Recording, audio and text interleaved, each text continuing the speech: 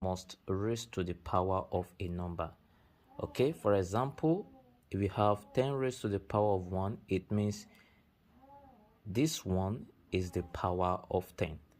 If we have 10 raised to the power of 2, it means the 2 here is the power of 10. If we have 10 raised to the power of 3, it means 3 is the power of 10, and so on and so forth.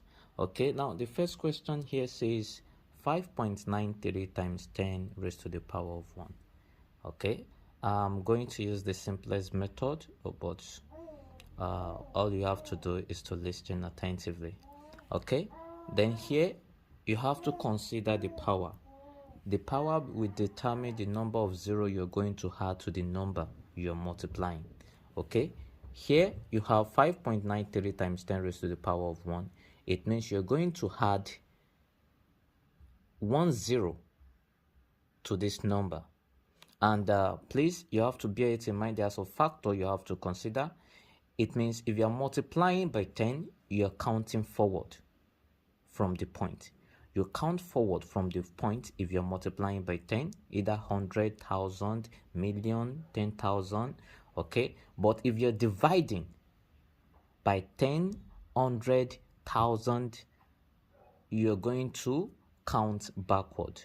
Okay, now 10 raised to the power of 1 means 10 in one place. 10 raised to the power of 2 means 10 in 2 places. 10 raised to the power of 3 means 10 in 3 places. And 10 raised to the power of 4 means 10 in 4 places. Okay, for example, you have 5.93 times 10 raised to the power of 1. Is the same thing as 5.93 times 10, because 10 raised to the power of 1 means 10 in one place, and 10 in one place will give you what? We give you 10. Now the number, the power will determine the number of 0 you're going to add to this 5.93. okay, now since you have power of 1, it means you're going to add 1 0 to this number. Then the power will also determine the number you are going to count forward, since you are multiplying.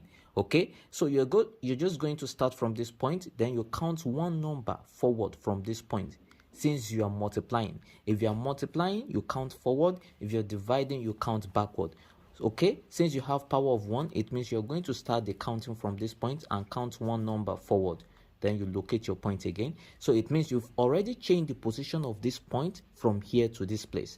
Then the final answer is 59.30. So it means 5.93 times 10 raised to the power of 1 will give you what? 59.30.